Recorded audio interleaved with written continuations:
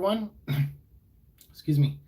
Haven't talked in a little bit today. I left work and then I was on the phone with my mom for a little bit, but then I was kind of driving around running a couple errands because I don't want to leave tomorrow. Tomorrow's my day off, and I'd like to just stay at home and relax all day.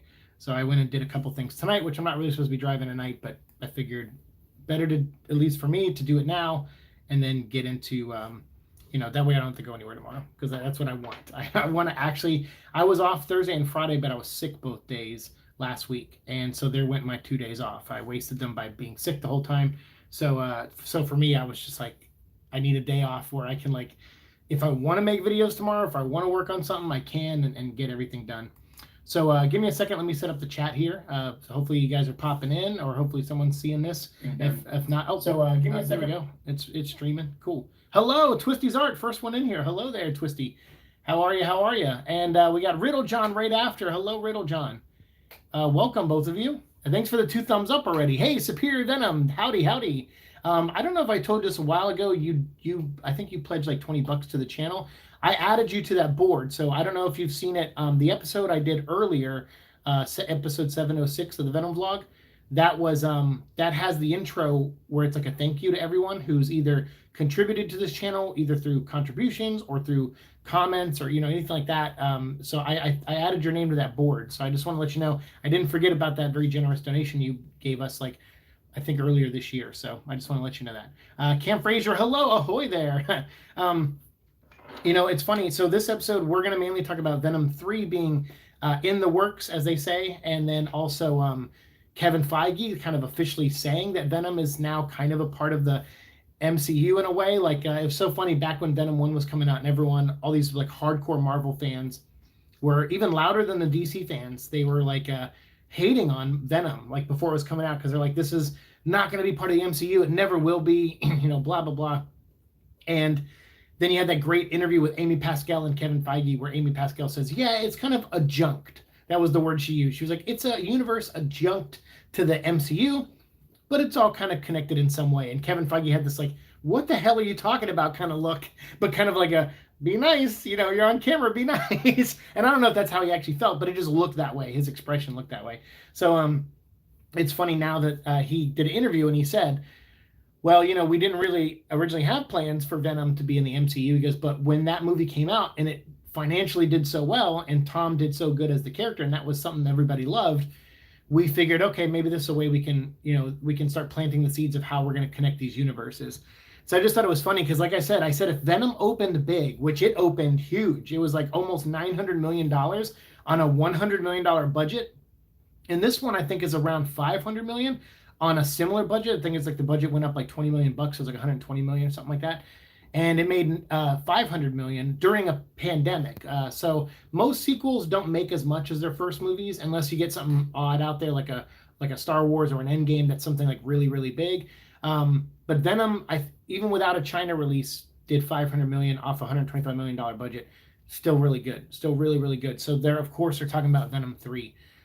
Yeah, no problem. Check it out later. No problem. Yeah, all the intros for the rest of the season will either be when we do the Peter Parker symbiote episodes, that'll have its own intro, but every other episode should have, unless we do a live stream, every other episode will have the intro of the thank you intro. So I just wanted to do that now that we've crossed the 4-year mark with this show, to all of you to say like thanks, like continuously say thanks to you. So that intro will always be there for the rest of the season. And Twisty's Art is like the new kind of logo for the last like 40 something episodes where he drew a drawing of me as Sleeper. And that's going to be up in the corner. And thank you all for the 6 thumbs up. Holy cow, thank you. So tonight we will talk about Venom 3. I'd love to hear what you guys want to see in Venom 3. And if you have any ideas or just, fan theories or what you think. I don't want to talk about Spider-Man No Way Home. I'm sure some of you may have already seen it. I'm sure there are leaks out there. I don't want to get into all that.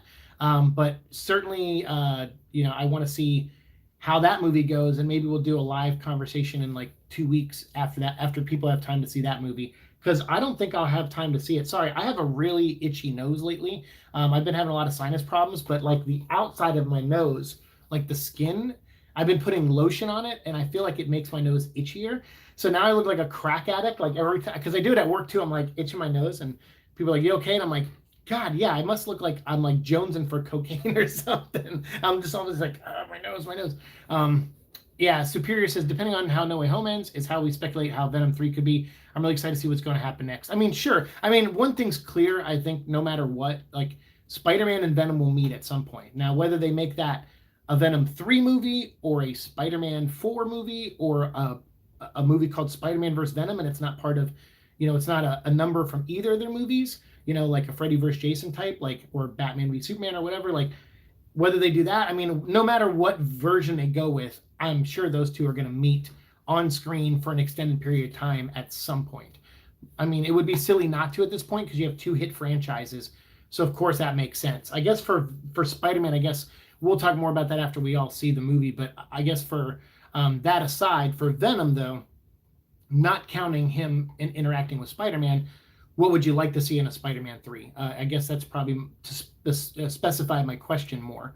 What would you like to see from Venom 3? Obviously, you're going to get a Spider-Man crossover at some point, so I'm not counting that. That to me is obvious. But yeah, so to narrow my question, I guess, a little bit more, I want to really see how Venom shows Eddie how is the lore of symbiotes is in that universe. I'm going to guess there's no symbiotes in the MCU, possibly. And Venom is the way to bring symbiotes in. I think they're going to do something similar with X-Men, so you'll probably see that. I don't want to get too much into that either. Primetime Polton, hey, what's up, dude? How are you? So I have probably like the last 8 pages I want to redo for House of Ghosts, but I actually worked on it the other day when I wasn't feeling well. So I know you told me like, hey man, it's cool. We're still working on the first issue, but for those who don't know, actually, let me go get it real quick. I'll be right back. Primetime Polton, that's my friend Mark. Amazing dude. One of the first people I ever met, even though I don't remember meeting him for the first time anymore, but I have it written in my journal of when I first met Mark. I went to my first Comic-Con in like the mid-2000s, and I was going around with printed out scripts that I wrote, and I was trying to find a job, in comics. And Mark was the first guy after like 2 days of rejection. It was like, hey, I'll read your script, sure, and kept in touch with me, and we've been friends ever since. And me and him are working on a comic book together. So let me go get the ash can, and I'll be right back. All right, excuse me 1 second. Stay Echo.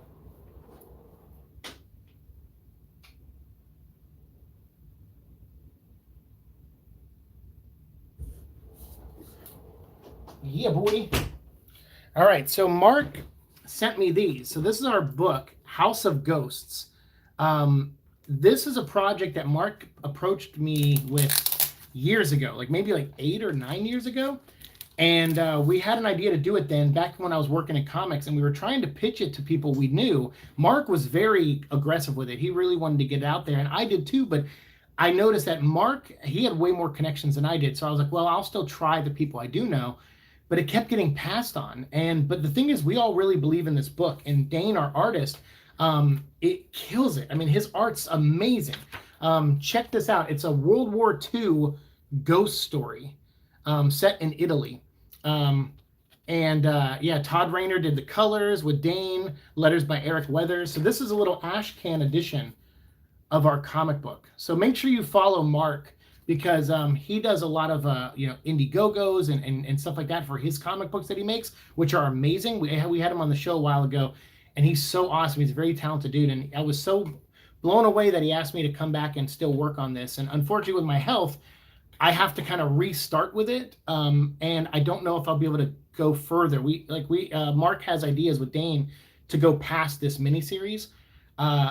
I have to retire from writing and creative things at some point. That's obviously why I'm not going to be YouTubing a lot next year, if at all.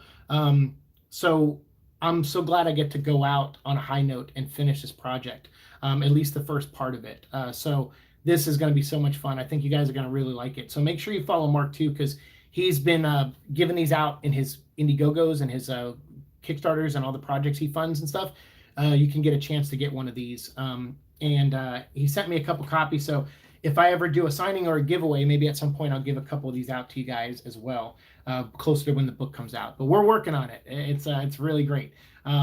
And yeah, Mark says, that's awesome. Can't wait for all the U.S. Assassin backers to get the ash can. Yeah, these are for people who backed his project, U.S. Assassin. You're going to get these, depending on the tier you got. So I think this was a stretch goal. But this is our next project, and I'm just very humbled to be a part of it after all these years, to finally see it in print, even this version of it, and we're going to go full force and do the rest.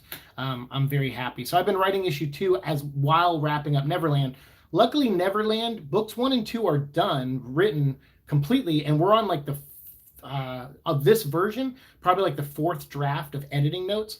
I thought this would be the last version, but I think we might have to just do one more touch up after this. But I'm trying to get it done as fast as I can, and that's been like my main focus when I'm not making videos and or playing, you know, Halo. But Halo has actually been getting me sick while playing it. The visuals, I'm on the verge of seizures while playing Halo, the campaign, and I've already forgot. I think I don't know if I beat the campaign or how far I got in, but I played it already and I forgot everything I've played. So I had to restart it last night from the beginning. And when I started playing, like I was like, started feeling off again. And my head was like, it just feels like it weighs 1,000,000 pounds and my equilibrium was going off and I fell out of my chair.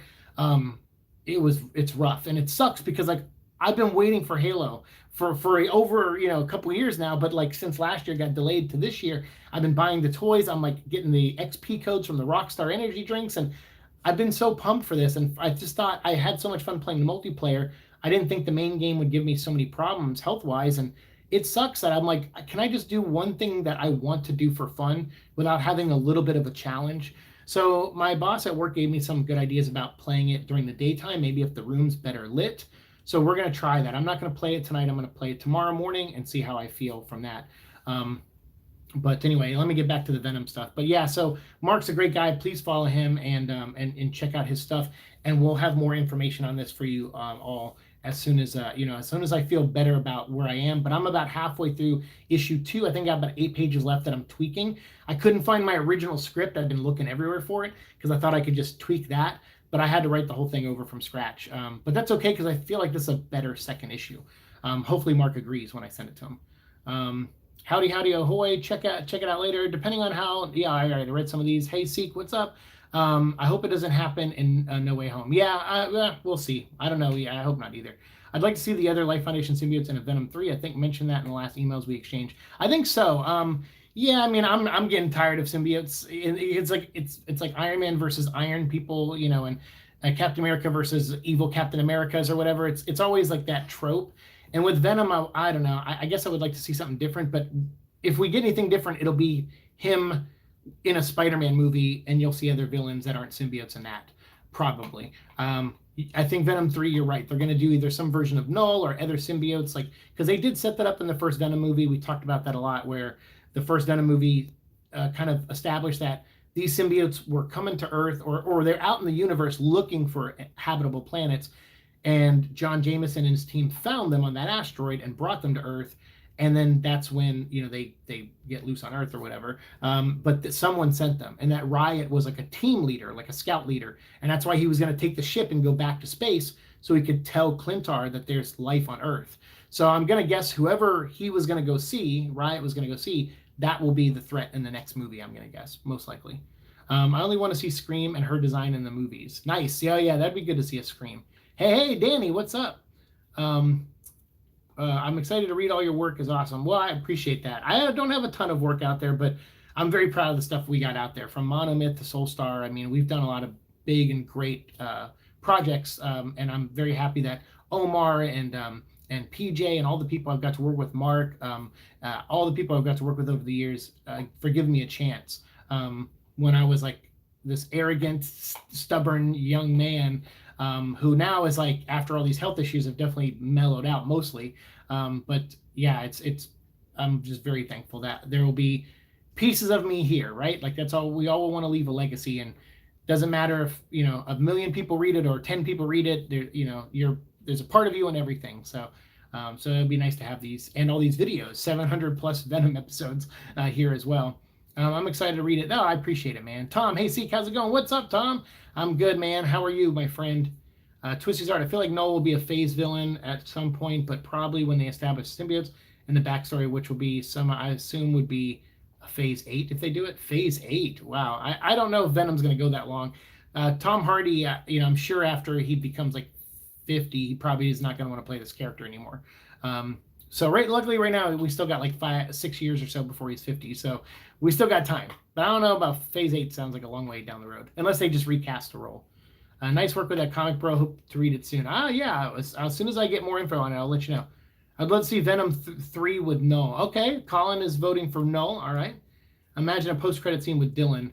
Yeah, I mean that doesn't excite me too much. Like Dylan's fine for the comic, I guess, but I mean him and Anne, like Anne clearly hasn't had a kid, and so you would have to have a movie jump like 8 years, or Dylan with the post-credit scene would be Dylan being born as a baby, I guess, and that would be like maybe your happy ending for Eddie. I don't know. We'll see. So yeah, well, I don't know, but yeah, Mark, thank you for everything, man. Thanks for everything you do, and for letting me be a part of this. And I will get that script to you. I'm gonna take, I'm gonna still work on it for this week a little bit and next week, but I figure the week of Christmas, I have like 3 days off that week, and I'm just gonna use those days to work on Neverland and House of Ghosts. And my plan is for this channel is to record some videos this week and maybe 1 or 2 next week, and those will be stuff I put up for the rest of the year. So you'll see, like I'll do a live stream maybe after I see Spider-Man No Way Home, and we'll talk about that. We'll make it a Venom vlog episode, and we'll just talk about spoilers and everything. But I'll wait like a week and a half after the movie comes out, so like maybe around Christmas, and that'll be the last episode we record for this year. But I'll probably still have pre-recorded stuff go up after that episode, most likely. Pretty good. Today went fast, which is good for me since my Venom 2 Blu-ray gets here Wednesday, and I'm watching No Way Home on Thursday. Nice. Look at that double header. Yeah, Venom I think comes out tomorrow on Blu-ray and DVD. So I might maybe I'll go out and buy. Well, I don't want to go anywhere tomorrow. I have a doctor appointment, so maybe after I come out of the doctor, maybe I'll swing by a Target or something. I forgot which versions are at which store, so I'll probably look that up while I'm in the waiting room at the doctor's, and then figure out if I want a Best Buy version or a Target or a Walmart version. But yeah, maybe I'll go around and film me hunting for the DVD. That sound is Echo, by the way. He's feeling a little bit better, but Echo is getting older, and it's been rough lately watching him struggle with things that he normally doesn't struggle with. So I think next year is like, I've been slipping and having trouble with stuff, and Echo has, and I have too much on my plate, and everyone always tells me it's okay, rest, and I always don't believe people when they say that. But I know people are being truthful, and I feel like next year I'm going to actually take everyone's advice, and I'm going to actually put my health first, and then just do everything else second if I have time. But writing, I'm done. I feel like when I finish House of Ghosts and Neverland, my brain just doesn't work that way anymore. Like even reviewing these comics or discussing these comics, I've noticed even I'm a little less analytical than I used to be, and I think it's just I'm just not there anymore sometimes, and it's tough. Like I have trouble being in the moment a lot now. My head's just like kind of split in 3 different directions. So I don't want to. I'd rather still put out decent content. I know I don't do great content, but I hope I at least put out decent content, and I'd like to at least keep it decent up until the end if I can. I think it's too soon for no, but yeah, I really want to see that. Yeah, I mean, the thing is, Venom doesn't really have a rogues gallery, so you don't have a lot to choose from anyway. And because Null is a fan favorite now, or at least is in the zeitgeist of pop culture for Venom, it's an easy target to pull in.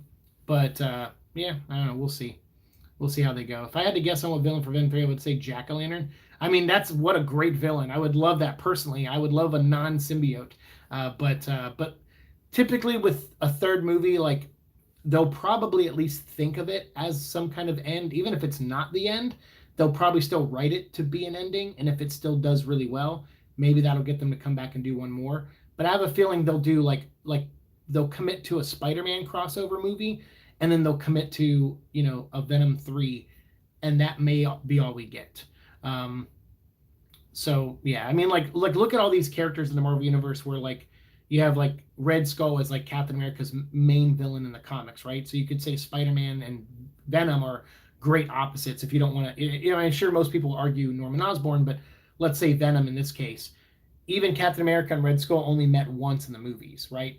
So you get your one movie and you just try to put it all in that one movie. So I'm gonna guess we're gonna get one crossover movie at some point, like with an extended crossover between the two of them, not just cameos, but like something where they actually meet. And then we'll get a solo Venom 3, and I'd honestly be surprised if we get more than that. But hey, that's okay. I've been wrong before. So Venom 5, I mean, again, if they recast the role, maybe, but I don't know. I love Venom, but I mean, I don't know about Venom 5. But that would be great, for sure. But I don't know about that. If I had to guess, yeah, the Jack Lantern would be cool. Like Spider-Man 2001 Green Goblin. Oh, there you go. If I'm go off, I'm off. I'm off. I can go with you, bro. Off when? Oh, do you mean tomorrow for Venom hunting? I'll let you know because I got a doctor appointment, so it depends on how I feel after that. I don't know. I'm kind of like a when I get bad news from a doctor, I go buy a lot of shit. I used to do that in California. Like there used to be a Toys R Us near the hospital I went to, and I would go, and they would, if they gave me some like gut wrenching news, or not, I mean, not like they ever told me anything grave, but like if they were just like, hey, you're not doing well on this, and this isn't going well for you, I would be like, okay.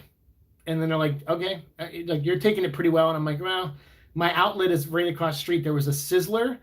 So I would go get like a $12 steak at Sizzler, and then I would walk over to Toys R Us and then buy like a bunch of Transformers or something. Like whatever I had in my account, I'm like, after the doctor, I'm like, okay, I get paid on Friday and I have $150 in my account. I spent 15, well, I probably tipped them pretty well. So let's say I spent $20 at Sizzler. So I'm like, I got $130 left. I'll put some gas in my car. That leaves me with like $80 to spend on toys. And then I got like, $30 I'll keep, or $40 for food and stuff for the rest of the week until I get paid. And then I would just walk over to Toys R Us and drop like $80 on toys if I saw stuff I liked.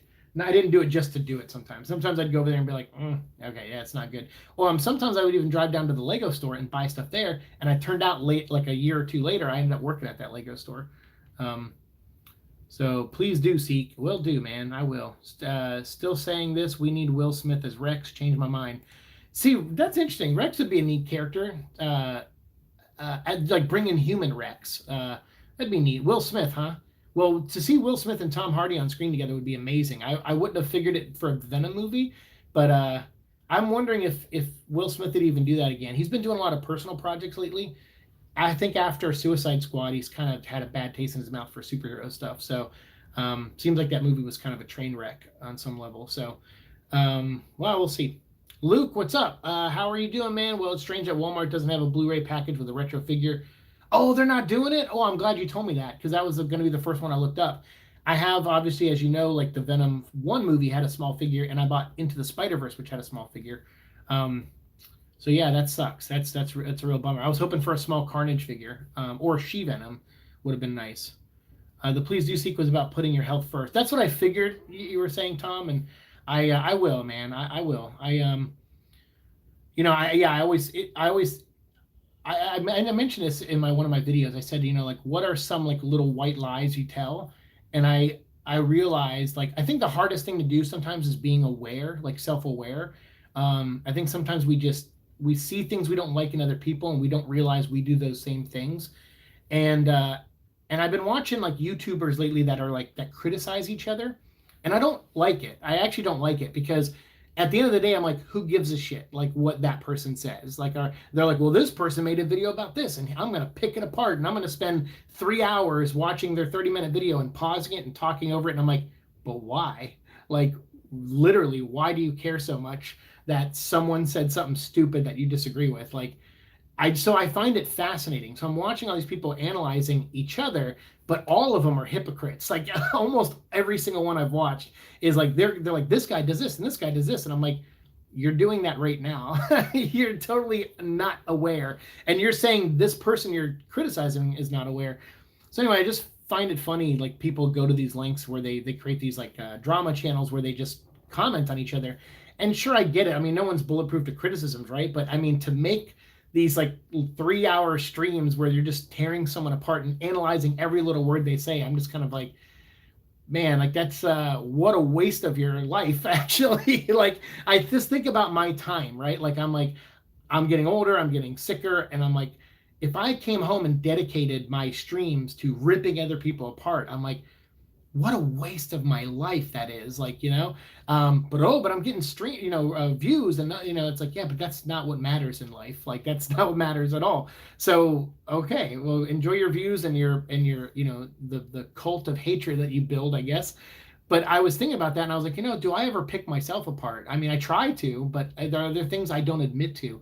So I admit in a video that one of these like white lies I tell is that I'll when people go rest, I'll say, hey guys, I rested all day today, and I don't. Like I'll post on, like, hey, my plan today is to rest. I'll post on Instagram or something. So sorry, like, no videos. I'm gonna rest all day. And then on that day, like after an hour of rest, where I really didn't rest, I cleaned my apartment, or I framed, I changed out some of the pictures and some of the frames in my wall or something, or I dusted, I did something, I did laundry. After an hour of that, I find stuff to do. I make videos, or I work on something, or I edit something, or I record audio for something. And there are so many videos and ideas I've had that I've scrapped that you guys have never seen. We'd probably be on episode 750 of Venom Vlog right now if I've made every video that I actually recorded. But there's some that I just was like, you know what, this is not a very good video. I rewatched it, and I'm like, I don't feel this way anymore, and I don't feel like this is a very well researched video. It doesn't meet a standard, I feel, and I would just delete them. Um, so yeah, there's a lot of uncut, like stuff lost to the ether, I guess. Unaired stuff. But yeah, I don't know. So I was just thinking, like, I was like, so what's something I tell people to make them not worry about me? Because at the end of the day, I hate that. Actually hate when people worry about me. It's a very endearing thing, and it's nice that people do, but I don't like having that kind of impact on people. I'm like, hey man, I'm just a face that talks about comics, and I just like, I'm just looking for other people who like the stuff I like, and I don't want things to be that deep about, between me and other people, whether I work with them or whatever. And I have this like natural pull to like not get that close to people, and so I don't want them to worry. I don't want them to be close enough to worry. And then the ones that do, I say, hey, don't worry, I rested all day. Hey, I did what you said, I rested all day, but it's a lie. Like, so I'm trying to, like, I think that's a bad habit, because it means I'm really not taking care of myself, and I'm reckless with myself. And so that's what motivated me. I'm directing this to Tom, who was talking about this. That's why I want my health to be my first focus next year. So if I have a day off, I want to rest on that day. I want to sleep in and then wake up. And if I have to get groceries or take care of Echo, I want that to be a priority. And then if I have time at the end of the night, and I feel like it, and I don't feel like it's exerting too much energy, or if I have the capacity to do it, I'll make a video and spend like a couple days or a week to post it. But I won't I won't try to cram out like 10 videos a week, or even maybe not even 2 videos a week. It's just the way, it's just the path it has to go in.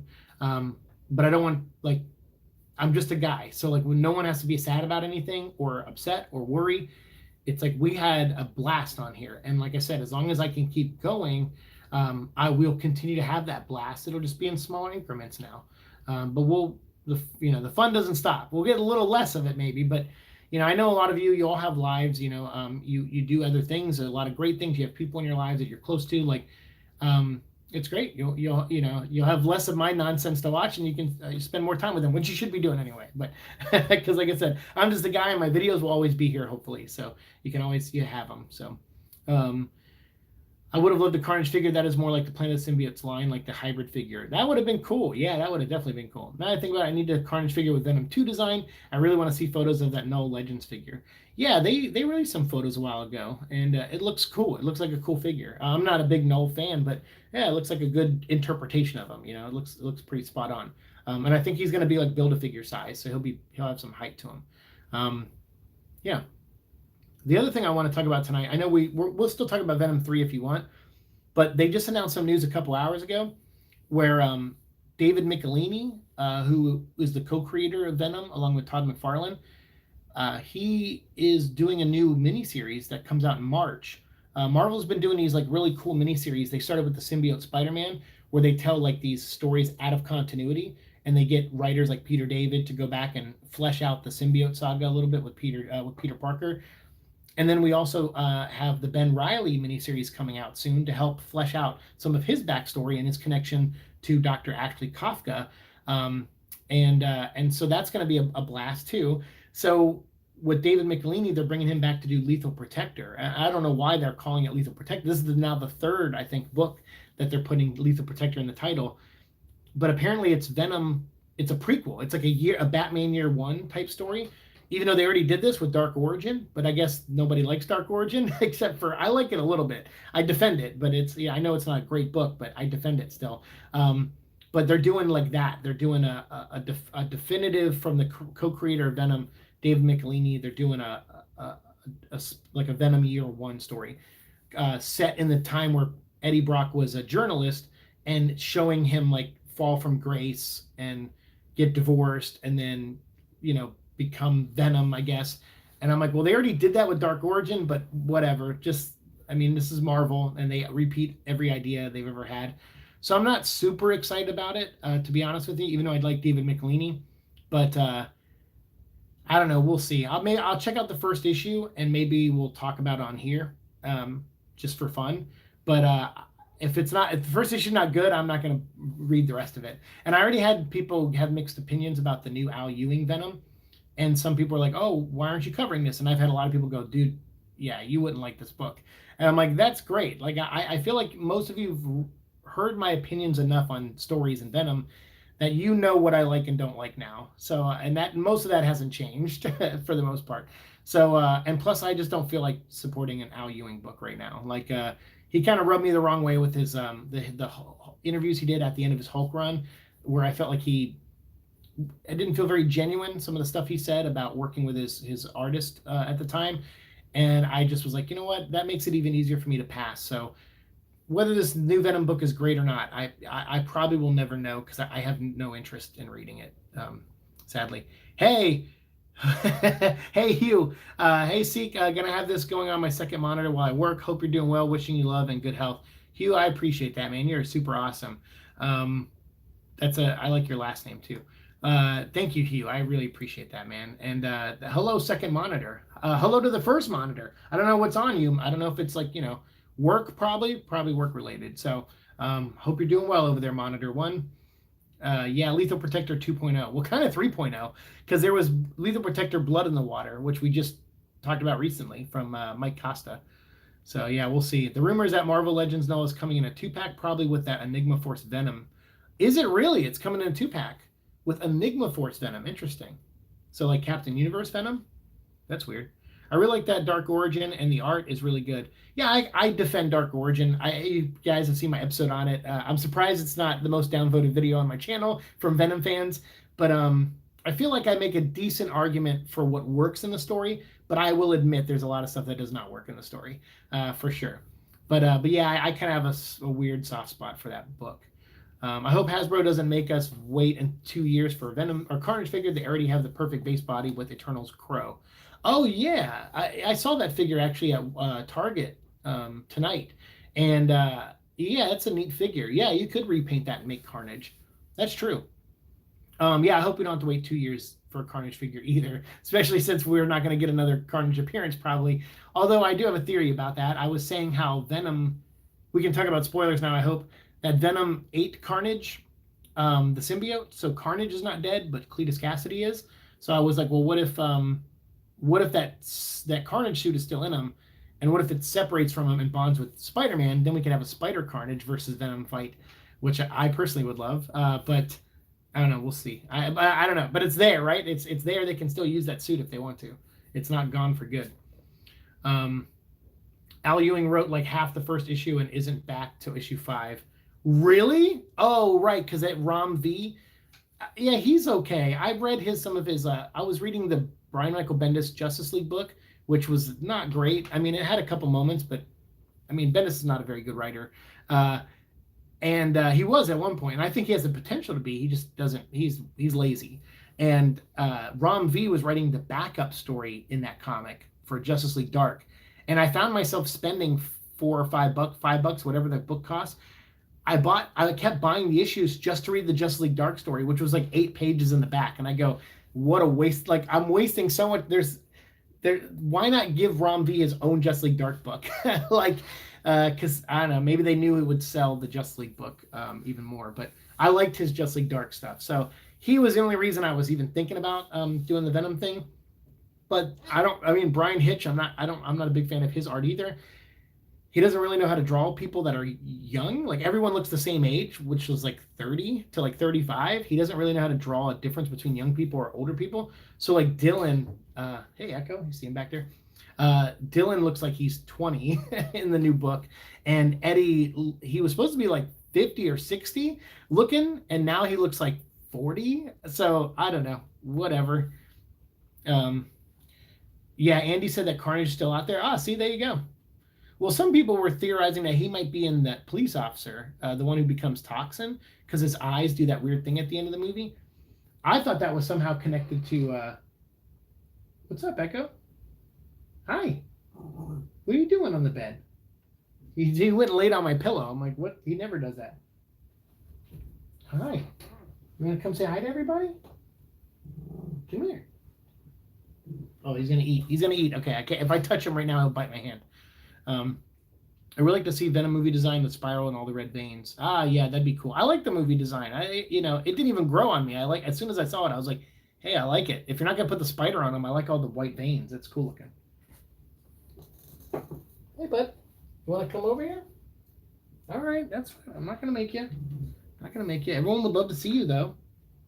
All right, he's eating. I think spoiler's okay to talk about since Venom 2 is playing everywhere besides China. I know, man.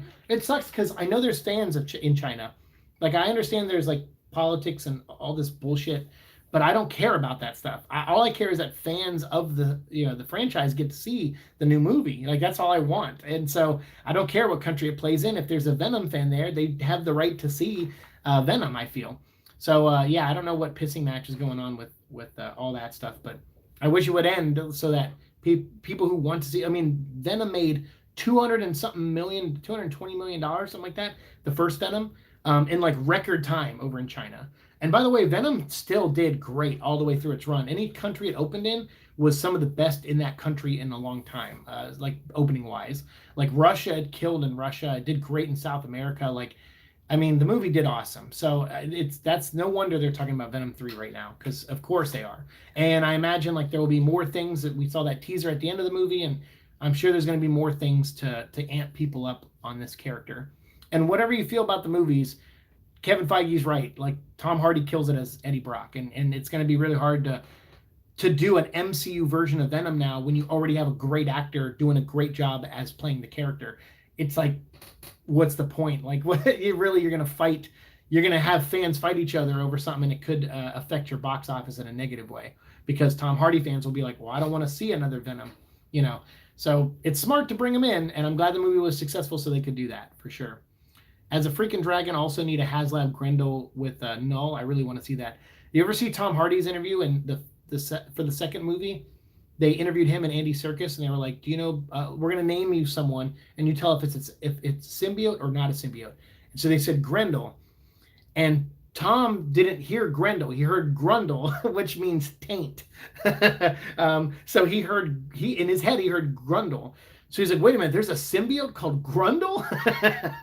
And he goes, we got to put him in the next movie. But she's like, no, Grendel. And then Andy goes, Grendel, like Beowulf?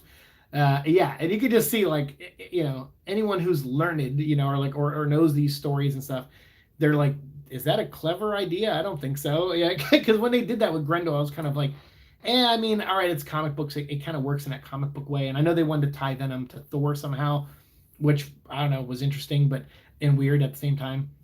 But yeah, I just kind of laughed at hearing Tom go, yeah, I want to see a symbiote called Grundle. I'm like, that's fantastic. That's like a symbiote called Taint.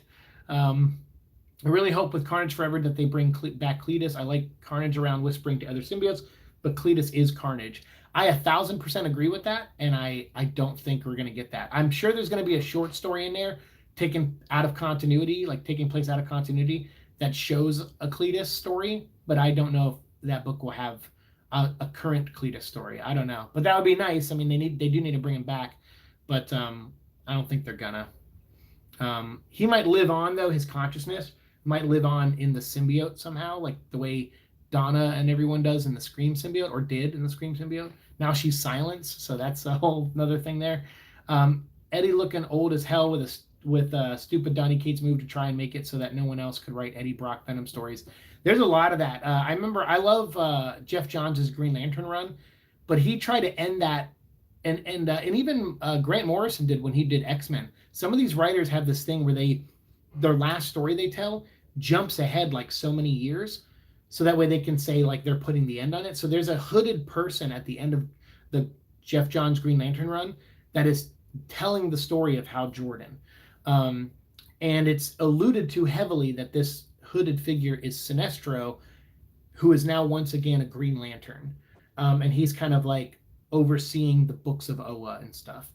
And I'm like, well, that's great if this was the last Green Lantern book, but now the next writers, what are they gonna do? Like, now you're telling them where they have to put Sinestro at the end of, so they can't kill Sinestro, they can't do anything dramatic with him. You're basically trying to make it to where they only could put him on the path to become a Green Lantern again.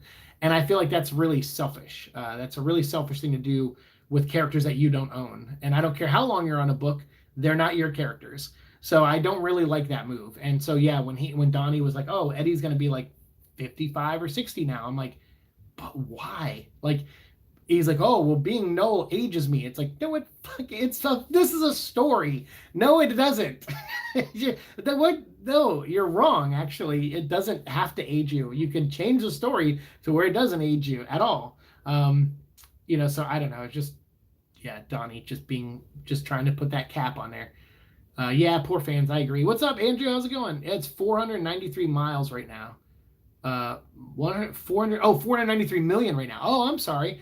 Yeah, so my predictions when the movie came out was that it would be somewhere between 400 and 500 million, but I was hoping, and as the movie was doing well in other countries, I was like, please let it break 500 million.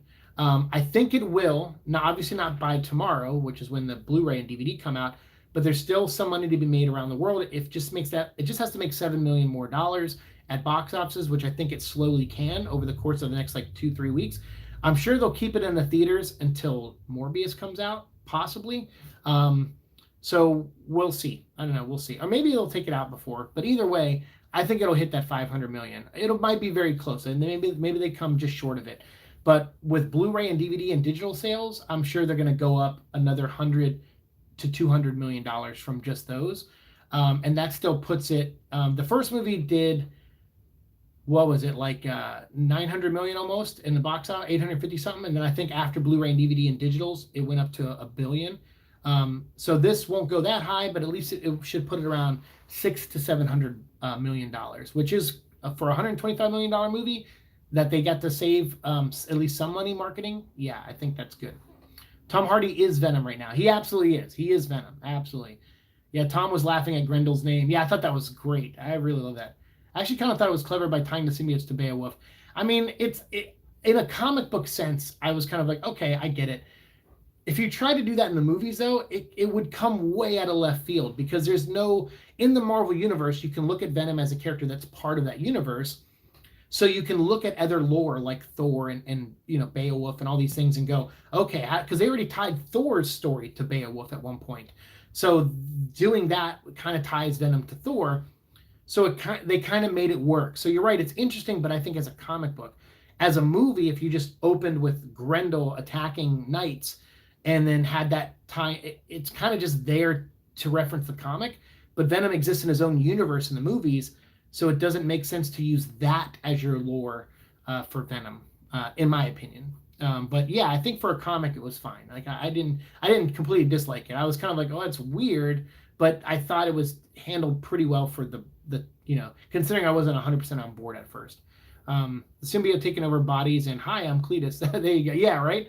I also honestly prefer the veins over the spider. It separates him from Spider-Man and really makes him his own hero. See, I like that too. I mean, I like him with the spider though as well, but I also like him as his own character. Someone who's not derivative of Spider-Man. They pulled it off, man. They pulled it off. That first movie, love it or hate it, one thing they did right was they got the character right, the relationship between Eddie and the symbiote right. For the most part, maybe a couple nitpicks here and there, but they told a story without Spider-Man, and they pulled it off, and it made a bunch of money, and that's really all that matters at the end of the day. Cam says, all right, Zeke, I got to go get up for work 3 a.m., so I'm going to take off. Talk to you later. Cam, have a good one. I will try to do this again next Monday and do a Halo episode where we talk about Halo stuff. Maybe. I had people vote for what they wanted me to do on a live stream tonight, and obviously Venom won, but I was surprised. Second place was Halo, because those Halo videos don't have a ton of views on them. So I was kind of surprised that there was actually a vote for it. So thank you for the people who voted for Halo. Maybe next week we'll talk about Halo, depending on how I feel. But I owe you a Halo live stream at some point. If we get Venom taking a spider symbol, I feel like it's him making the spider insignia on his chest to show him standing with Spider-Man as a middle finger to a whole group. See, that could be something like maybe the Sinister Six. If they start forming the Sinister Six and they all attack Spider-Man, they're like, which side are you on? Venom can look at Spider-Man, look at the 6 or the 5 or whatever, and then look back at Spider-Man and go stand beside him and turn the veins into a spider symbol. And that could be the suit's way to side with Spider-Man, like showing them. And that would be great. Actually, that's just a really good idea, Andrew. Actually, that's really good. Have a good night, Cam. Everyone says, see you, dude. Bye-bye. Sweet. Yes, yeah, Cam. Cam's awesome. Cam donated all of those King in Black tie-ins for us to talk about, which I still have 3 left that Cam donated, which is the Spider-Gwen versus Carnage story. So we're going to do at some point, I'll do the Spider-Gwen stuff, because I want to do an origin video for Spider-Gwen, and then I want to do a Gwenom episode, and then the Spider-Gwen versus Gwenom versus Carnage episode. So I want to do like a trilogy of episodes for Gwen. But I want to get through the Ben Reilly stuff first, and I want to finally get that Chillers episode. Chillers is so hard to edit for me because I'm just using audio, but I have to find all these images. But there's like 20 minutes of me talking, but there's no images in Chillers. Like there's like a few images. So I can't just make that one image stretch for 5 minutes, while I'm talking about reading all the words on those pages. So those are really tough to edit, and I'm gonna be so happy when I finish the third one. I'll be so happy. Thoughts on Toxin at the end of Let There Be Carnage? See, I don't know if that was Toxin. I mean, I know that actor or that character becomes Toxin in the comic, but his eyes lighting up, I don't know what that means. Like, someone was like, "Oh, he has a symbiote in him." I'm like, "Where did he get it from?" And they're like, "Oh, Carnage like stabbed him or something." And I'm like, but it wasn't really shown very well. So I don't know who he is. And then plus he looked up and he said monsters or whatever he said. So I don't know. I'm like, I don't know if he ties into Morbius. I don't know if vampires in Morbius movies have eyes that are white. So I don't know if it's like the vampires learning that Venom exists. I have no idea. I have no idea what those eyes mean. So until I see the third Venom movie or the Morbius movie, I really don't have an opinion on that. But I'll be honest with you, if it is Toxin, I don't care. I don't like Toxin as a character too much. And I don't think he's a tougher villain to fight than Carnage. So whoever the next villain is, it has to be someone bigger and meaner than Carnage. And I don't think Toxin is the right way to go, in my opinion. Have you seen the DNEG movie breakdown? It's really interesting. The delay really helped the movie's visual effects work. Yeah, no, I saw some snippets of that. I think Fillmore Antidote shares a lot of that stuff on Instagram. So if I catch it on there, if I'm on there and I see it, I check it out. But I haven't really done any deep dives into Venom, not like I did the first movie with some of these companies. So yeah, I don't know. I haven't been paying too much attention about that stuff, but I imagine the delay helped them big time for sure. And some of those effects did look a lot better than the first movie. Some of them did, definitely. Talking about Venom, I'm really excited for Marvel's Spider-Man 2 Venom design. We need to see more stuff, and I really hope we played with Venom in the sequel. I hope so too, and that'll be something like, depending on how things get for me next year, and what kind of news we get, I would say the Venom appearance in the video game, if we get something really cool, like a trailer that I can react to, or like an interview that I can just kind of talk about, you might see me do those, but you'll probably see less of my face if I make videos next year. I'll probably just switch to using my nice mic and just do audio, so that I don't have the light in my face and all that, and I don't have to mood light this room that like messes with my head and stuff. Like I can just do. Actually, this isn't too bad. The purple lights, I put them back in here because the purple lights are a little bit more calming to me. The big LED lights, like you can see still the strand of them in the background there, and you can see up there. Like those were intense. I dimmed them a lot now, but those were intense for a while when I was making videos. So yeah, but I'll try to do like a, I'll try to cover some of that stuff if I can, for sure. Oh, the MJ Carnage versus Gwenom stuff. Yeah, so that'll be the third episode in my Gwenom trilogy of videos. So I'll try to do those at some point. I think he was grabbed a piece of May. A piece of May have stabbed him. I mean, I think it was something like. I mean, I think he did get stabbed by Carnage, but it just wasn't like focused on. It wasn't like stab, and then when the suit came out, it was a close up of a piece of the symbiote staying on him. Like that's what I mean, like visual storytelling. Nothing showed me that a symbiote made him say monsters.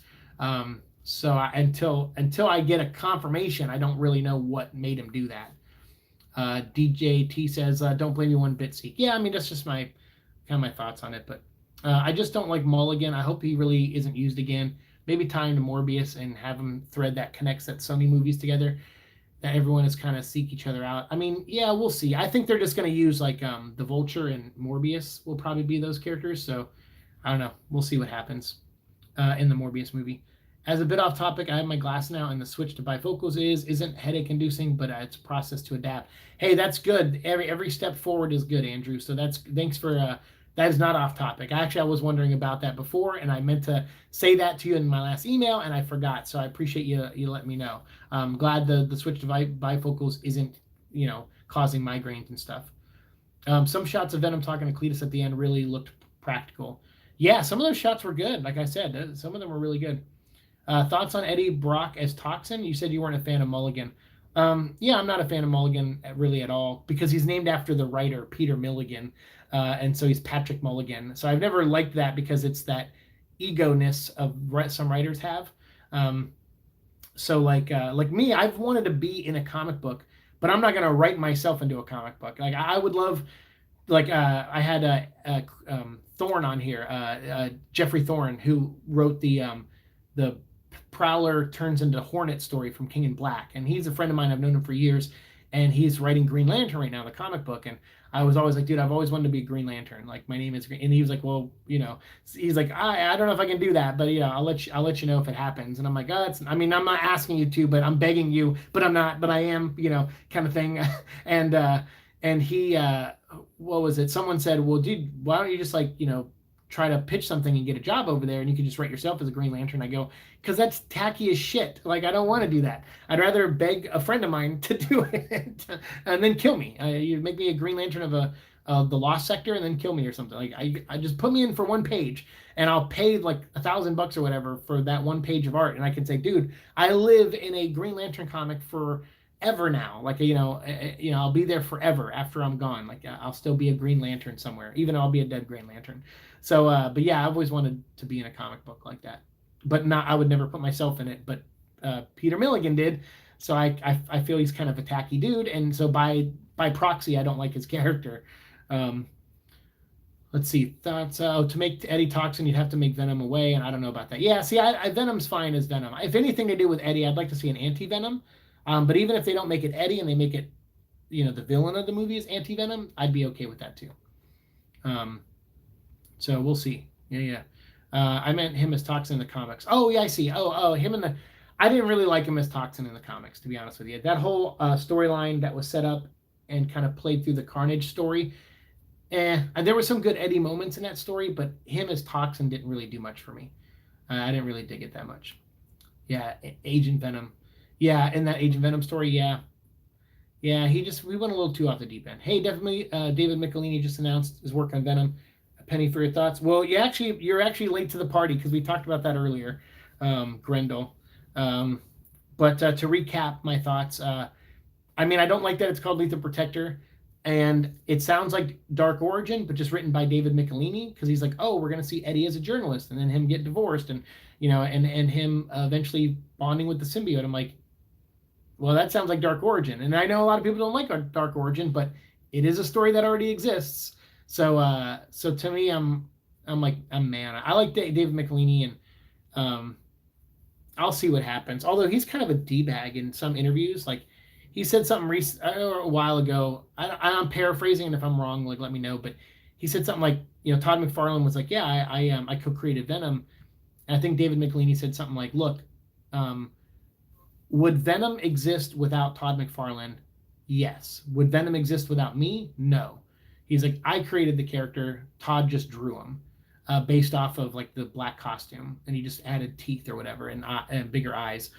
And I just kind of felt like that was a weird jab to take at Todd McFarlane. I guess they don't like each other, so maybe it just comes from some kind of animosity there from years back. But I just thought that was kind of in poor taste, I guess. I mean, I guess he's being honest, so I can't blame him for that. But so to me, it felt like a little egotistical of a comment to make, and so I was like, well, making comics is very much a partnership. Like, it's not no. Sometimes you have someone running the ship, or driving or whatever, steering the ship, but a lot of times you don't. It's a collaboration. So I don't know. I just it felt very egotistical in a weird blow to take. But I don't know. I don't know the story behind those two guys, but even without that, when I heard about this story, I'm like, it's called Lethal Protector. I don't like that. And it's during the days where Venom was a villain, which I don't find those days very interesting. So I don't know. I don't know how I feel about it right now. I'll read the first issue and go from there. Dude, I would so love putting you in a background extra as a wide shot of the lanterns. I mean, it's cool. I would love a live action Flash Thompson anti-Venom. There's a way to do it. There are definitely ways to do that. Yeah, absolutely. As far as me in the background, I mean, yeah, I've been in a couple indie comics, and they're amazing. I mean, and I got one of the pages for one of them. But I think I was on a page and another friend of ours was, and they bought that one. So I don't own that page, but I own a different comic where I'm in it. Someone put me in it. I didn't ask them to, actually. They just did it, and I thought that was really cool of them. So there's something out there with me in it. But my friend Gene, he's actually in a Spider-Man comic. There's in Superior Spider-Man. I think Gene had theorized or guessed something on Facebook or Twitter and tagged Dan Slott in it. And it turns out Gene was right. He guessed what Dan Slott was going to do next. And I guess, I don't know if this is actually the story. This is just from our perspective. Gene made that guess. Dan Slott liked it. And then I think like 6 or 7 months later, we picked up a Spider-Man comic, and there was a Dr. Hoyle in the issue telling Spider-Man what's wrong with him or something like that. But he was like kind of right about it or something. And it was like a meta moment. And but my friend Gene, his last name is Hoyle, so it was Dr. Hoyle, and I was like, that's pretty cool. So my friend ended up kind of in a Spider-Man comic, which is just the freaking coolest. I stopped a guy from robbing Golden Apple once, who was trying to steal Spider-Man number 700, the issue where Peter Parker died, and I chased him outside and got the books back, basically. And then the guy tried to sue us for I don't know, I guess his pride was hurt, because he didn't get away with stealing. But the judge threw it out. The judge was like, are you crazy? You try to steal from these people, like, case dismissed. So I was hoping like Nick Lowe or somebody wrote me an email and said, hey, saw the article on Bleeding Cool. That's so awesome. Thanks for, protecting Spider-Man and making sure fans get that book and everything. And I was really nice. And I almost wanted to be like, hey, that's cool. I mean, I did it really because I worked at a mom and pop shop. Like, Golden Apple was family owned. And I just, I didn't want them to lose out on that book. But also, just that's how I react when someone does something wrong. I immediately get involved, which I probably shouldn't. It's not safe. But I just, that's my reaction sometimes. I saw someone yelling at Sharon, who's an older lady who, owns the store. And I didn't feel like that was nice or fair. So I told the guy to stop, and he did it. And then he took the books and ran. And I chased after him and got the books back. So to me, I think I did the right thing, but I did a dangerous thing. That guy could have had a gun. He could have had a lot of things. He was crazy. So luckily, the best case scenario, came out of that. But I just saw someone yelling at an old lady and treating her badly and then trying to rob her. And I just didn't care. Like, my brain left my body and I just reacted. But a part of me kind of was like, you put me in a Spider-Man comic? I wanted to ask a little bit. I was like, I don't deserve anything for this. I helped someone, and I'm happy with that. I go, but this might be my only opportunity to talk to an editor at Marvel for Spider-Man, a Spider-Man editor. So, yeah, it's really super egotistical. I feel like it is. Is Sony actually making a third Venom movie? Yes, they've announced it officially. That's in the works. It's in the works. So yeah, Grendel's never too late to the party. The party is what's late for Grendel. Nicely said. But yeah, I did go in a little bit more detail about the Michelini thing earlier. Um, but I can't really recap because we're already at an hour, and I have to keep it tight tonight. So I'm gonna go for another 10 minutes, and then we're gonna probably wrap it up. And I need a drink right now. Sorry, my mouth is like so dry. I've been looking at that can for like 20 minutes now. I should have just drank 20 minutes ago. Amy Pascal said it's in the planning stages. Exactly. Yep. Exactly. Yeah, I've heard about the whole co-creation thing between Michelini and McFarlane. Yeah, apparently there's some drama there, and I mean that sucks because they're both talented dudes, but I don't know. It's like I don't really care. I'm not on anyone's side. I just the idea of a Venom book called Lethal Protector, and it's not like a continuation of the Lethal Protector book that David Michelini did write already, and that it's some kind of like Dark Origin Year One story. I'm kind of like, yeah, maybe Venom's. I don't know. We'll see, because they said they're also going to set things up in that story that will play out in future Venom stories. So maybe this is not the last time we'll see Michelini on a Venom book, and maybe even Marvel knows that this Al Ewing story is not a good one and won't last very long.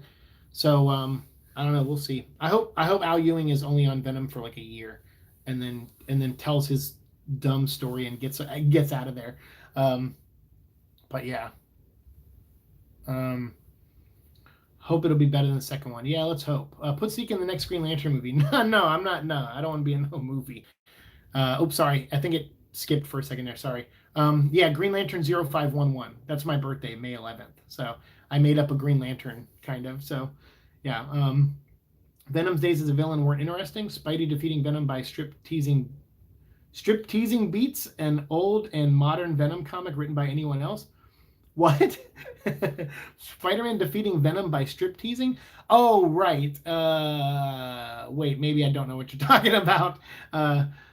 Yeah, I mean, it's a good foundation for the character, but I'm glad he evolved past just being a two-dimensional villain, like an anti-Spider-Man. I'm glad he moved past that. So telling a story going back to it, I think that's why Dark Origin doesn't work too well for a lot of people, is that there's not a lot to mine there for the character. I mean, you can go back and tell there's a lot of years of Eddie Brock's life we don't know about, and you can definitely tell stories about those. But this sounds like him during the journalist days, then meeting the symbiote. Now, I could be wrong. I mean, maybe Michelini will put other things in there, but then it's also to set up future stories. So are they going to try to retcon Dark Origin by saying, oh, this villain in Al Ewing's book, there's been threads for them even in Venom's origin. See, we're retelling the origin right now, and we're adding those crumbs in there. So now it's canon. Now we've been playing this all. I have a feeling it's like an idea like that, and that's why I'm not excited about it. Do you think Pascal will have Noah as Thanos for Venom solo films? I don't think so. I mean, what they did with Thanos was kind of interesting. I don't know if I mean, will he be a villain, a big villain, possibly in a probably the third Venom movie, but I don't think he's like Thanos level. I know in the comics they wrote him to be like Galactus level threat and Thanos level threat, but I feel like he's just going to be a villain. I mean, he'll be the king of the symbiote, sure, but what that means, I don't know. We'll see. Because if you're going to do Null and do him bringing an army of symbiotes to Earth and doing all that stuff, and everybody getting their own symbiote or whatever, like, you're going to need money for that. And the Venom movies so far have been under $125 million or at $125 million and less. So for something like that, you would need probably like $175 million. And I don't know if they're ready to spend that on a Venom movie just yet. They might be after 2 successes. They might be, but we'll see. Damn, YouTube isn't notifying me when you go live. Sorry, man. Someone else told me that recently too. I feel like that's just the thing is because I'm not posting as much as I used to. YouTube's not really favoring me, and it's not YouTube themselves; it's the algorithm. So, like, I think they're just not. I've kind of fallen off their radar in a lot of ways. So, very brave and nice of you, Seek. What was I talking about? Shit. Why am I brave and nice? I don't like that. Grendel, when it comes to standing the test of time, yeah, Mark, you're right, absolutely. That was very reckless. I probably would have done the same thing for the same reasons. Yeah. What's reckless? What am I forgetting? I think I just forgot what I was talking about. I see that you're a man of culture as well, Grendel says to Mark. Yeah, there you go. Yeah, you guys should be friends. Glad I was able to make the stream. Hey, I'm glad you were too. Probably, Tom says to Mark Anthony. Mark Anthony says, Grendel, despite being born in late 1998, I grew up with the classics before me. Thank God. Yes, thank goodness for that. Lethal Protector Volume 2 is supposed to be like X-Men Legends and the Maestro book. But it's not Lethal Protector Volume 2. It's Lethal Protector Volume 3 because I already discussed Lethal Protector Volume 2. It's called Blood in the Water. And it's Venom saving a bunch of homeless dinosaur people against Kraven the Hunter and Shriek. So they kind of already had a Lethal Protector 2. So this is Lethal Protector 3, and it's a prequel, and it doesn't sound that interesting to me. X-Men Legends, I liked the first couple issues. And then I think I've read up until the Louis Simonson, Walt Simonson stuff. So like issue 6 or 7 is when I jumped off. It's a cool concept, and I like the idea of like symbiote Spider-Man as a cool concept because there's a lot of stories to mine with the black costume. But for me, with Venom and going to the days of Eddie as a journalist, like I said earlier, Eddie's mullet, like those have been done in Dark Origin, and whether you like Dark Origin or not, it's already been done. So it doesn't sound like a new idea to me. And also it sounds like an idea that they're just using as an excuse to add things to Venom's origin that weren't there before so that the Al Ewing story pays off in a different way. And so for me, I'm just kind of like, well, I definitely don't care about it then if that's the case. But I'll give the first issue a try. We'll see how it goes. I didn't like Al Ewing partnering with Dylan Brock with a potential Mary Sue character that was thought to be a male. Yeah, I mean, I'm not a big. I mean, I like the Hulk, some of the Hulk stuff Al Ewing did, but I don't know. I don't like how this at the end of his run he came out and said some stuff about his artist and granted his artist. I don't know the full story to be fair, but the artist I guess drew something that seemed very insensitive. But he was like commissioned to do it or something, and I guess he could have turned that job down, but I guess he took the job anyway and drew it. But Al Ewing, instead of, I guess he told that artist a couple times, like, hey man, don't do stuff like this. People are gonna like, cancel you or whatever. And so I guess he tried to tell him, or at least according to him, he did. He tried to warn his artist about, how sensitive people get about stuff, which is right and rightly so in some cases. What he did was, I guess, he let his artist work with him through his whole Hulk run, and then threw him under the bus. And then he even said, hey, if you guys don't feel like I did the right thing here by waiting till the end of my run to completely cancel my artist, and he was like, but I tried talking to him, I tried telling him and warning him about the stuff he draws, and and I'm like, I just don't know, maybe he did that, I don't know. But either way, after he didn't need the artist anymore, he went full on throwing him under the bus. And I was like, how convenient. You got your 50 issues of Hulk before you nutted up and stood for your beliefs or whatever. So to me, I don't know. He seems like a kind of a thin-skinned hypocrite to me. So, and I'm not trying to defend the artist. I don't know what the whole story is there, but I just feel like the way he acted publicly about it just made me, I already didn't want to read the book, but that made me not want to read it more. And normally I don't like to get on a personal level with creators like that, but he made it really hard not to because he was like very vocal about that. Venom as a villain is just boring. Yeah, I mean, like I said, it's a good foundation. Can you tell an interesting story there or two? Maybe, but I don't think it's really Venom. I think Eddie is meant to be an anti-hero. He's meant to be someone who tries to do the right thing. And being a villain, I mean, I don't know, like people argue like, oh, Magneto is trying to do the right thing. And I'm like, by committing genocide? No, he's not. He's a villain. He may be a villain you partially agree with at times, but he's still a villain. Yes, in Amazing Spider-Man 317, Peter used that hot body to seduce the symbiote back. Oh, that's right. Thank you. You and Grendel, thank you for that. I forgot about that. Oh man, we haven't talked about issue 317 and all those, the beach issues and all that.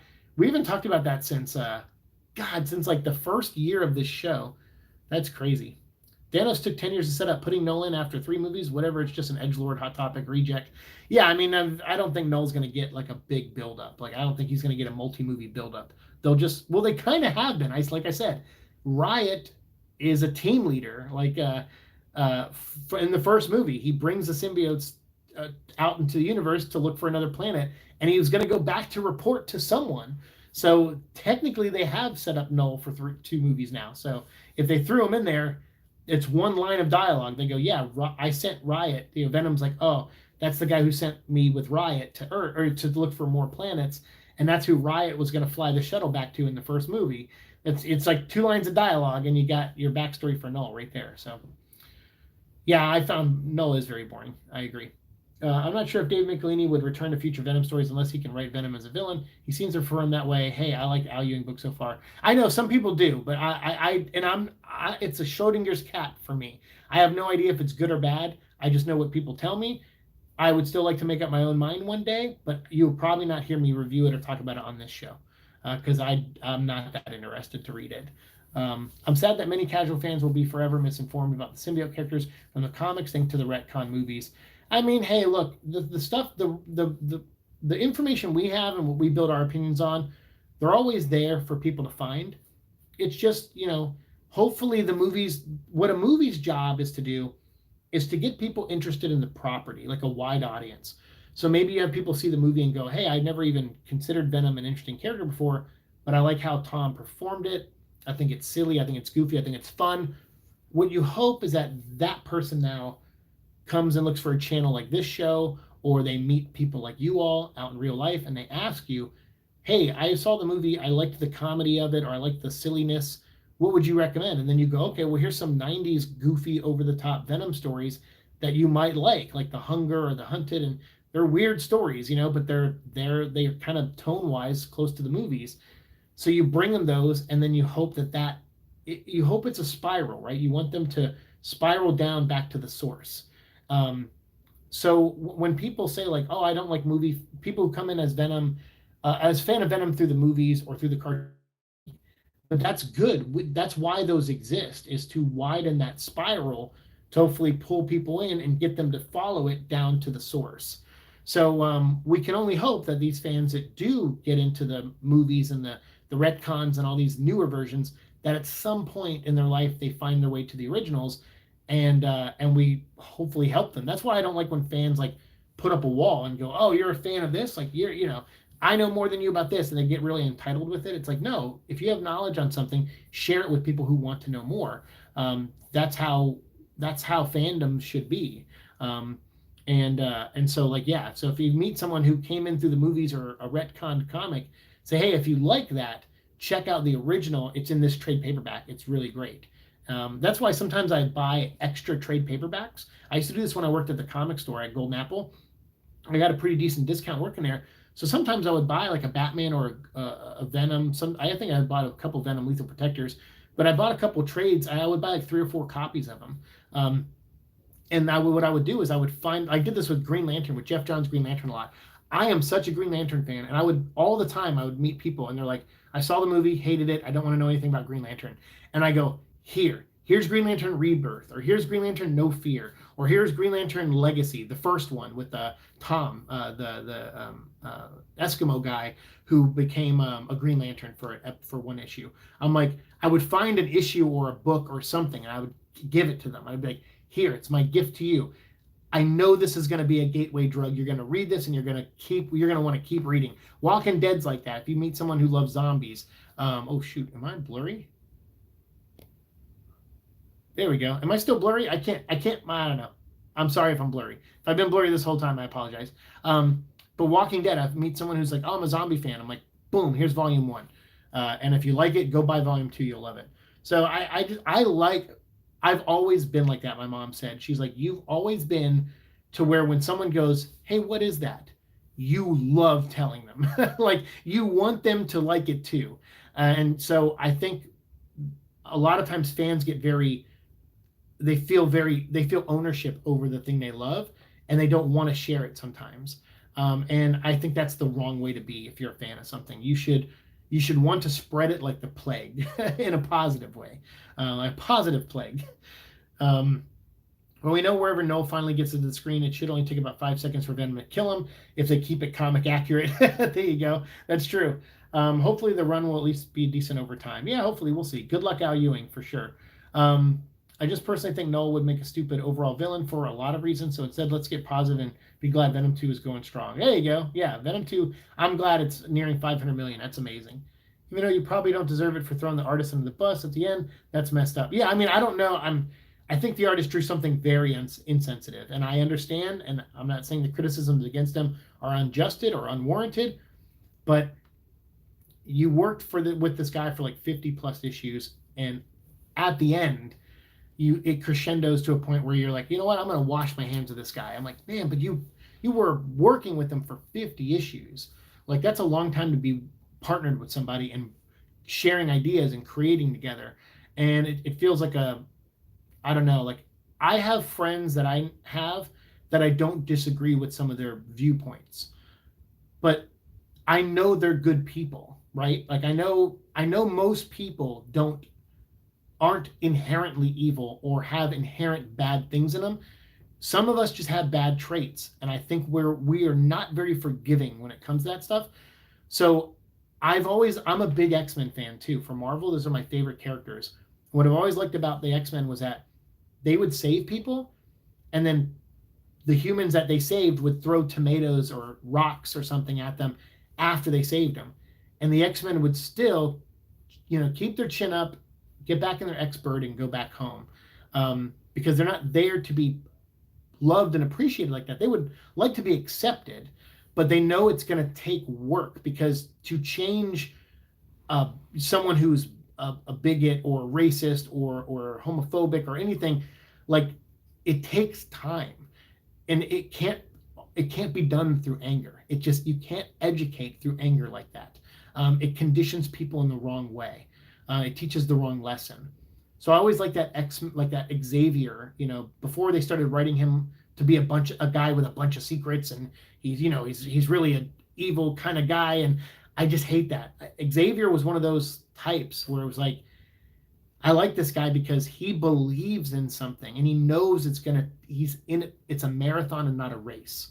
And I think a lot of people were so used to things instantly changing and happening because of technology and everything. We're not patient with each other. So I just always like that about the X-Men. So I try to mirror that in my real life. So I have friends who have beliefs that I don't agree with, but I know they're not bad people. I do disagree with how they believe, with certain things and where their stances are on certain things. But if I'm around them enough and I show them the opposite is positive and better, I think that in time will open them up to accepting that change. If I want to change them, I'm not really out to change anybody.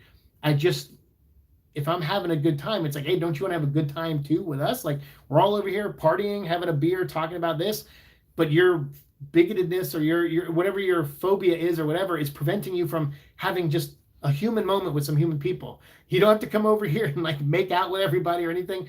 We're just saying like, hey, come over and talk about a movie you love. Someone over here probably loves it too, and find common ground. And I feel like that's the best way to, be accepting to people. So I don't know. The artist thing, I don't know if I'm not in his shoes, but I don't know if I would have done that so publicly to throw my artist under the bus like that. I think that's a little messed up, especially considering you got a full run of a great book out of it. I don't know. To me, it just seems weird. It seemed like too much. I have a lot to say, but I'd really be more suited for a long-winded email, especially given you're at the end of your rope. Yeah, I got to end this up in a few minutes. So yeah, shoot me an email. That's fine. Make it as long as you want. I'm off tomorrow, so I'll try to take time to read it. It doesn't need comic accuracy since Sony's Venom always have plot armor. I mean, that's true. That's true. Yeah, it doesn't even be 100% accurate. Donnie set the bar low, so I don't mind the Ewing stuff so far. I mean, that's what a couple of people have said to me, but I mean, it's not going to make me read the book. I have zero interest. There are weird stories in defense of almost all of it. The 90s weird. Yeah, the 90s were weird. Yeah, there's a lot of weird stuff in the 90s. Absolutely. I think Venom as anti-hero superhero wouldn't work if he hadn't been a supervillain first. That's part of the appeal Eddie has for me, a man with a dark past who's trying to rise above it. Yes. Like I said, it's a good foundation for the character, but going back to that well isn't needed anymore, in my opinion. I mean, you could disagree with that. That's fine. But yes, he started out as a villain and he did some bad things, but he did really bad things. He did things that even someone who's trying to do the right thing should know is the wrong thing. So he kind of went a little further than just, being misguided. He works as a misguided guy. He works as someone who wants to do the right thing, but sometimes doesn't know how. So I like the trajectory he's been on. Yes, him being a villain first is important. It's a good foundation. but I don't think it's a foundation that needs to be revisited again, at this point. But that's, like someone said earlier, I think Michelini just likes writing him as a villain, so he wants to do that. But it's funny because Michelini was also the guy who wrote him as an anti-hero first in Lethal Protector, so and in the Spider-Man issues with Anne Wang introduced. So just funny to me. And Carnage, but I think fans pushed him in that direction. I think fans pushed Marvel, and Marvel editors pushed David Michelini. So who knows? He had plans for Venom. He wanted Venom to be a villain that traveled around the Marvel Universe and bonded with everybody at least once and fought Spider-Man, trying to look for someone to kill Spider-Man. So he had different plans for Venom, and I'm honestly really glad he never got to do those plans. So him coming back to the story, I'm kind of like, I like you, man. You set a good foundation, but other people built off that foundation, and we have a very different Venom now. So to go back to that time, like I said, I'll read the first issue and I'll judge it for what it is. But I'll certainly read. I'm more likely to read all 5 of those issues than I am of reading the current Al Ewing Venom book. That's for sure. Though admittedly, there are some things that are difficult to address from Eddie's history. Death of innocence, for example. That security guard he killed is definitely a big looming thing. I'm glad I still have this with me. This episode went up earlier, so if you guys want to check it out, it's literally the last major in-continuity Venom story that we haven't discussed on the show. So this closes out kind of a big chapter on this show. And obviously minus the new Al Ewing stuff. But this, in it actually addressed that Venom, Eddie Brock murdered somebody. And they talk about that in that book. And they say it's, and he says, like, yeah, that's always going to be in my past, but I'm trying to, by doing better every day, I'm trying to make up for that. I'm not that same person anymore. So I like that they addressed that in this book. I thought that was really great. You heard the Venom priest, guys. Let's spread the word of our Lethal Protector. No. YouTubers are very dangerous, walking that thread of creating cults, and I don't like that. So no, don't. I'm not a Venom priest. I'm just a fan like everybody else, and we all have our different opinions on Venom, and I like that we all share them here on these live streams and in the comment sections of my pre-recorded videos. It's great. I've learned a lot about the character from you all. Like, you all interpret them in a way that I sometimes don't, and I like hearing that. I really, really do. I like when people show me a side of Venom I never thought of before. I'm always like, man, wow, I never would have thought of that on my own, and that's fantastic. I think that's what fandom should do, is share that. And it's like, I would have never, I can't remember what it was. I think Eddie's mullet and Swordsman both definitely, and I think probably even Grendel have said something to me where I was like, I never, ever, ever would have thought of that, ever. And I thought it was such a neat take on a situation in the comic. Of course, I can't remember the specifics, but I remember feeling that numerous times in reading comments on this channel, on videos, and being like, mind blown. Like, so yeah, no priest here. Hopefully he'll do the Venom character better. Well, we'll see. I think it's because a lot of people miss Venom as a villain. Do they? Venom being a universal level villain, that's a good idea for What If. Yeah, that's true. Almost definitely. Everyone has their preference. I like things to advance and move on. So seeing a character go into his roots just seems like a backpedaling to me. I mean, and I think that's why a lot of people clashed with Dark Origin, minus the fact that the story wasn't told that well. I think at that point, most people were just like, we don't want to see this. Like, we don't want to see a villain Venom again. And I think they're going to run into that problem probably with this series too. So we'll see. Has Michelini been asked if he planned on calling everyone who bonded with the symbiote Venom? I don't remember, actually. I don't remember that. At this point, power-wise, Venom would be more fitting as a Thor villain or something, really. Yeah, I guess now, because he's like a super god or something. Also why I don't want to read the new book. Me too. I prefer this Venom who wants to do the right thing. Also Eddie. Yeah. I mean, that's the character he's become, and it works, right? Because you can understand it. Like, when he was a villain, I was like, okay, he hates Spider-Man, but why is he like terrorizing the Black Cat? And why is he like threatening Aunt May, like, and Mary Jane? Like, that seems like it's really crossing a line there. So yeah. So I like him as someone who's just misguided. Yeah, I couldn't wrap my head around that better. Do you honestly believe 2017 Marvel Spider-Man will return as a season 4 after Max and Venom? No. No, that show's over. Those guys, I'll like write stuff in in their their DMs sometimes. Like I check them out on Instagram from time to time, and they're working on new shows. I think they're going to announce some of them soon. So yeah, no, you're not going to see that Spider-Man. I mean, we literally have Spider-Man freshman year coming out.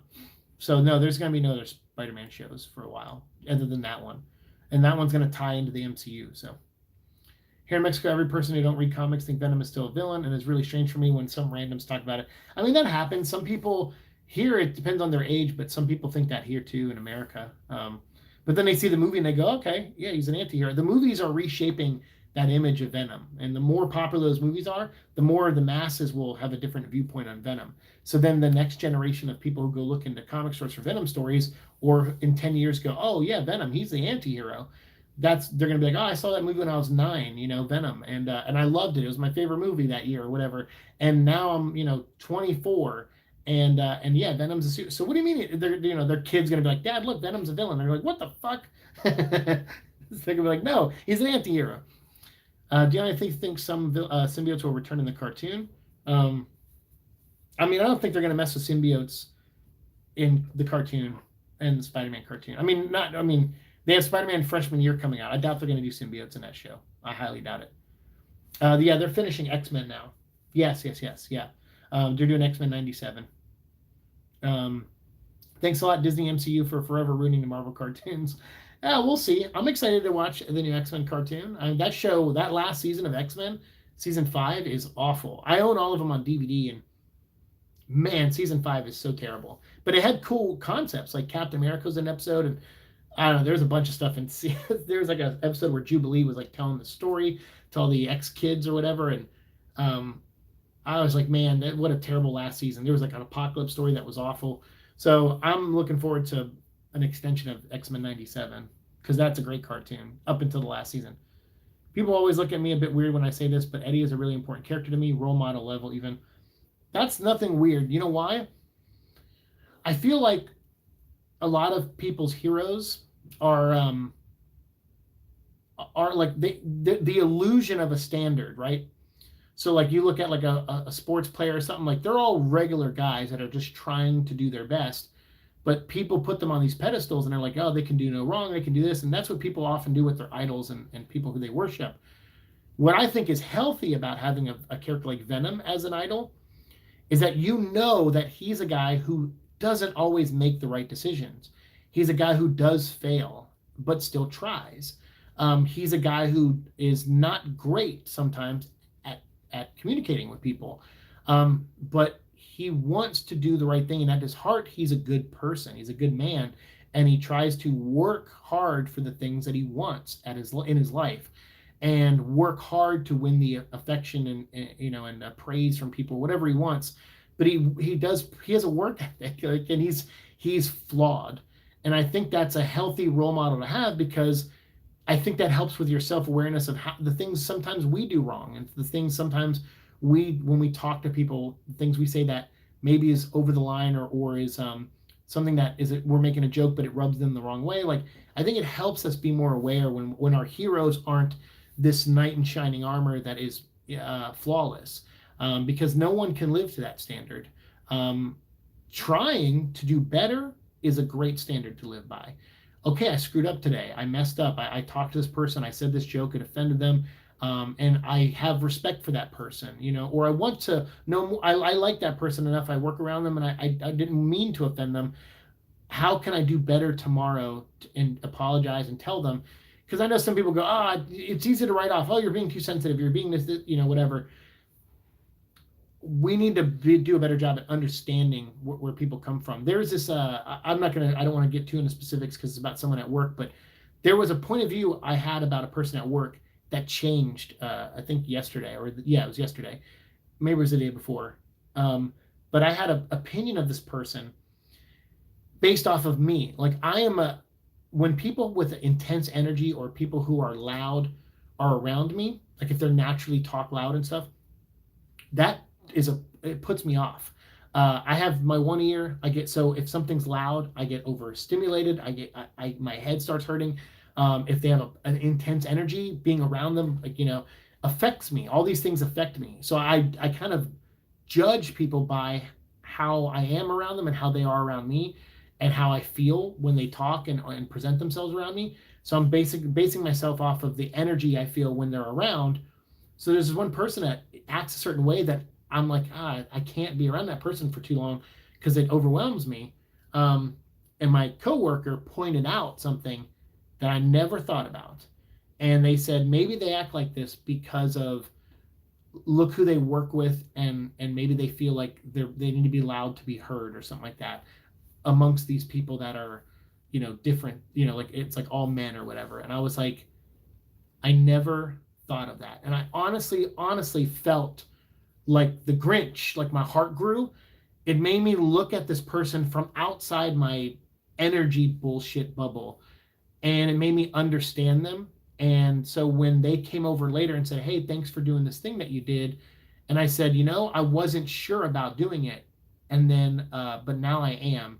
And so now when that person comes around, I prepare myself for them to talk loud, and I prepare myself to get a jolt of extra energy when they're around me, so that way I don't treat them differently based off of the energy thing, and the sound thing, because I see now from that perspective of why they are the way they are in the work environment. And it really like a new wrinkle formed in my brain.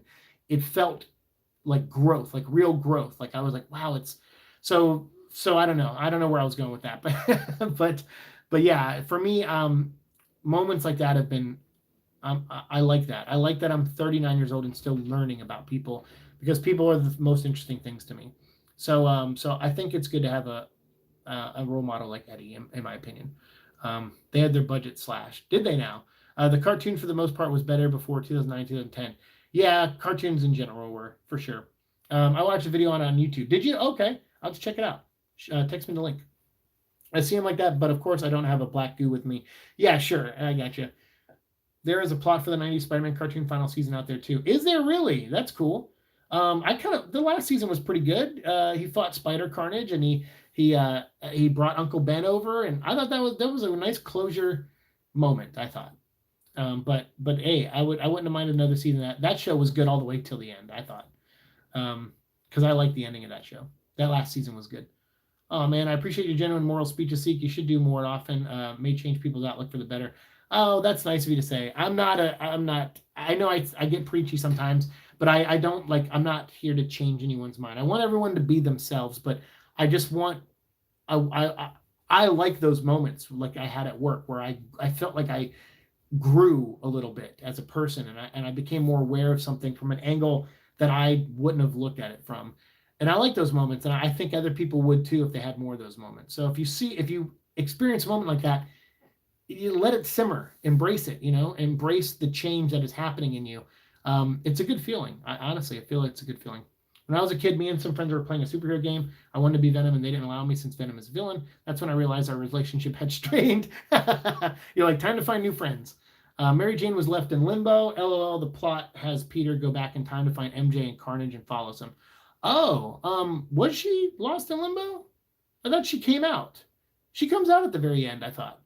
Oh no, maybe she doesn't. Maybe maybe he talks to Madam Web and he's like, oh, she's out there somewhere.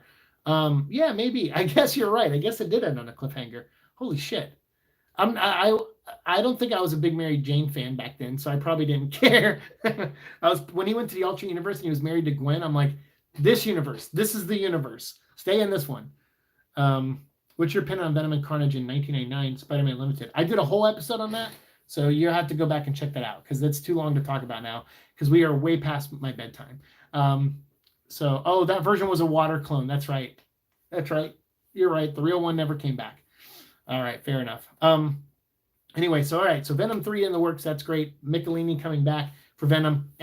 Al Ewing still writing Venom. We'll see. I'll read the Michelini one though, because I respect the dude. He's the kind of the godfather of Venom in a lot of ways. So I'm looking forward to checking out that book, at least the first issue, and I'll decide from there if I keep going. But thank you. I have a couple more Symbiote Spider-Man episodes coming up, probably early next year. I'll try to get those Gwenom episodes, the Gwen Stacy trilogy thing. I'll try to get chillers done by the end of the year if I'm able to. And that's going to be it for a while for Venom and even Halo. Like I'll get a couple of Halo videos up, and I got a couple trailer reactions starring Echo with the Super Pets. But I'm still figuring things out, and I have big decisions to make. It's going to be hard for me to put my health first from now on, but I know I have to do it. Like I said it before in previous years that I'm going to try to focus more, and I haven't really given it a real shot. I have to learn to change, and I really want to, because I don't want. I'm not ready, right, to like throw in the towel. So I want to like keep making stuff and keep doing things that I think are fun. So I'm going to pace myself for the next year. So you'll probably get at least one video a week for a while, starting in January. And then we'll see how I feel if I can keep that pace up. I don't want to overdo it. And so there may be some weeks where I just say like, hey guys, I can't this week. But if I can ever do a live stream with you guys, I will at least try to do that. Because mainly the thing is that I'll film the episode, probably takes 30 minutes to an hour. I edit it down. That takes hours sometimes to edit. I haven't been sleeping. Like this show, like doing this show, like there were weeks where probably collectively in a solid week, I think there was that one week where I posted like 15 or 16 episodes in 1 week. And I think that week, I worked a full-time job during that. And I think I was still writing Neverland. So I think I slept like 10 hours that whole week. Even for someone not in my condition and position, that is not healthy to do. So yes, I do need to actually put my health first starting next year. So that's what I'm going to do. And it's not like a New Year's resolution thing. It's not like I'm purposely waiting to the new year. It's just the timing of it. I'm like, okay, I already filmed a couple videos and I can go a little hard right now and edit and get some of these videos out until the end of the year. But at the beginning, when the year starts, I will have to make new content. And that is when I'm like, okay, well then I can go at a slower pace. I won't have to play catch up. But I'm going to whittle everything down. I'm going to go back and clean up all my thumbnails, and just all my other shows, I'm just going to call them Seek and Destroy episodes. So that way it's just Venom Vlog and Seek and Destroy on here. So I'm going to redo the thumbnails and renumber all the episodes and stuff, and just make a couple playlists and just kind of simplify everything. And that way, when I make Venom episodes in the future, it'll be a Venom Vlog episode. And if it's anything else, it's going to be Seek and Destroy. That way I'm not spending all this time making new intros, losing sleep, creating new logos. It's not a way to be lazier, I guess. It's just a way to simplify, I'm doing too much. But I'll still make a DC episode here or a Halo episode there, if I can, but they'll be all under the banner of Seek and Destroy. That way I only have to worry about 2 shows. I can delete like half the crap on my computer that I'm not even using, that just sits there waiting for me to use it, and I never use it. It's a way to clean everything up. So for sure. But thank you all. Thank you again, like I said last week, for the 4 years of everything, of supporting the show, of building this channel. And when I started this channel, like I said, we had about 500 and something to close to 600 subscribers. And from then till now, we've gotten 2,200 more people. And I'm eternally grateful for that. And it's been amazing to meet and talk to so many of you. And I hope we can continue to do it moving forward as long as we can. And even if it's less next year, I'll still try to do it the best I can. So sleep well. Thank you, Andrew. I will. It ended with Madam Web going off to hit Peter to go find. Oh, that's right. It did. Well, yeah. So you assume they went and found Mary Jane. It's fine. That's enough of a conclusion for me. You can just assume it all worked out. Good night, everyone. Please stay safe and humble. Thank you, Mark. Good to hear you taking care of you. Eddie, thank you, Eddie. I appreciate it, man. And thank you for the friendship and the texts and everything over the years. It's awesome. And obviously our friendship's not going anywhere. So feel free to text me anytime. You're never a bother. If I'm at work, I may not be able to respond right away. Or if I respond real quickly, like real bluntly, it's just because I'm at work and I'm trying to get a text in before someone sees me. So good night, Grendel. Good night, Tom. Good night. Take care. Good night, Superior Venom. Thank you all so much, and I will see you all in the future. Peace. Remember, we are Venom.